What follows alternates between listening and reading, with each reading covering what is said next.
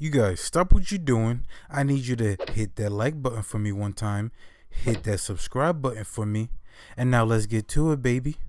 Now, yo, you ever fell in love with a dish that had you confessing to the gym like, after all that we've been through, I will make it up to you.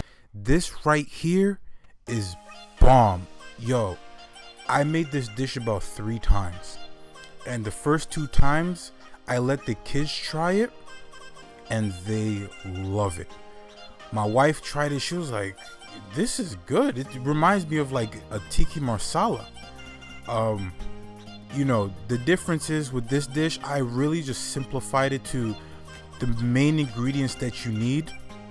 A lot of the recipes that you see on YouTube for this video has a bunch of ingredients that are like not really household friendly. You really wouldn't find a lot of the ingredients, especially the Indian spices, in your regular grocery store.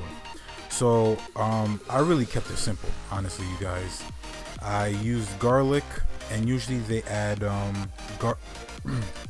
garlic, red onions, peppers, whatever type of herbs that they want, and stir fry that.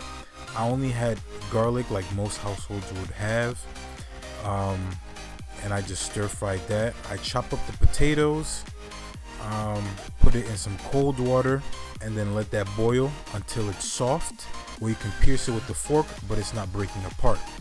Then I have 2 cups of white rice, dry, and then I add about 3.5 cups of water so it can cook well, so it's not overly soft. This was just a regular long grain rice that I got from Costco. And then it came down to making the curry sauce, which is very simple, you guys. You know, it is milk based, but it's coconut milk, so it got that, you know, a lot of Indian dishes uses coconut milk and not just regular milk. And I had some leftover tomato paste, which I added to it, which gives it that red color, and a great tomato paste, you know, tomato flavor to it. And then I add some simple spices, you guys. It was some turmeric, it was some curry, some sea salt, and brown sugar to give it that sweet taste to it. I did get the reduced fat unsweetened coconut milk, because I actually want to control the amount of sugar that goes into it. You taste it, you adjust it to your taste, whether you like it sweeter, if you don't like it sweet at all. But hey, you guys, you know, do it to your liking. This, I just simplified it as easy as you can for basic household stuff.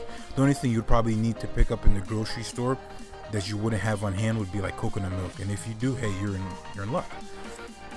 And honestly, you guys, with this dish, you can add any type of veggies to it. There's always, you know, people add spinach, peas, carrots, peppers, a bunch of fresh veggies, you guys. I added just green peppers to it today, just to give it a different color. Usually the base of the red curry, chickpea curry, is usually really red. It's rosy red. But I actually added some green to it, you know, really get that vibrant color from it, and it tastes great. You know, the sweetness of the peas, the softness of the potatoes, the chickpeas are cooked all the way through, which I use just a can of chickpeas that I rinsed out, and then I just put in the dish. Then you let it simmer for about, you know, 10 minutes. Let the flavor really get into the potatoes, let it absorb, let everything absorb the color. And then you keep tasting it, adjust it to how you like. I made it for the family. I didn't particularly make this dish for myself. I would have just added a bunch of spiciness to it, you know, chili flakes, chili powder, paprika, you know, cayenne pepper and all that, because I like my dishes spicy. And but this was for the family, which they enjoy all the time.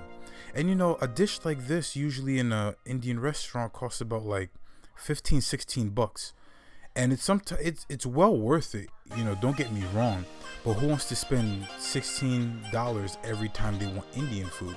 So you guys, honestly, all the ingredients together probably costs $5. Just get the ingredients by itself, and you probably already have the rice at home. Potatoes are like $2 for 5 pounds. and coconut milk $1.49 or $2. Some frozen peas or canned peas that you may have lying around in the house, you guys. It's not an expensive dish to make, and it is delicious, I promise you guys. So right here is the final product, plated out, looking scrumptious. So I ended up made this dish for the family, brought some for my wife for lunch. She really enjoyed it. So I hope you guys enjoyed the video. You know, I have more recipe videos that I am going to drop for you guys. You know, what I'm trying to do is more takeout versions of stuff that you could do at home at a much cheaper price and at whatever ingredients you want to put in it. You know, better ingredients, better food. Chef Greg. But that's really it, you guys. So I appreciate the support to all my subscribers and everybody who check in. So I want to thank you guys for the support, and thank you for watching. Wake up in the morning, money on my mind. Looking at my rollie, yeah, it's about that time. I get up and grind.